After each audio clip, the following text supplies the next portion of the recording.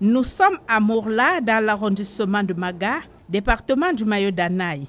C'est sur ce site que ces hommes et femmes de grande taille qui peuplent les rives du Glogone ont choisi de pérenniser leur histoire. C'est un foyer, un polygame en quelque sorte avec ces deux femmes. La première case, c'est pour le mari. Et cette case est pour la première femme et pour la deuxième femme.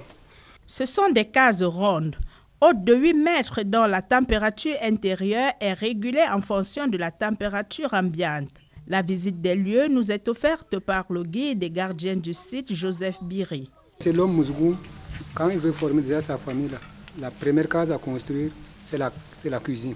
On fait le plan de la cuisine, le grenier au milieu, on entoure les autres cases autour.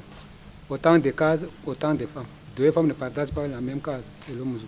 Pour les touristes qui le désirent, une partie d'alpinisme est permise à l'aide d'une corde tissée de paille pour se rendre au sommet de la case.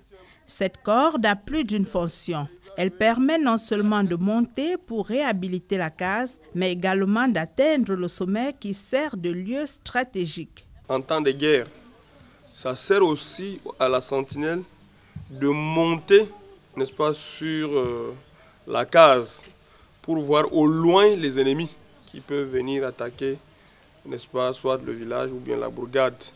Hors de la concession se trouve la place du jugement sous l'arbre à palabres. Pour le bonheur des touristes et pour ce peuple jaloux de sa culture, la case en obus, si majestueuse et unique en son genre dans le monde entier, fait aujourd'hui l'objet d'admiration. Ce modèle architectural est reproduit à plusieurs endroits du pays et du monde pour que jamais il ne périsse.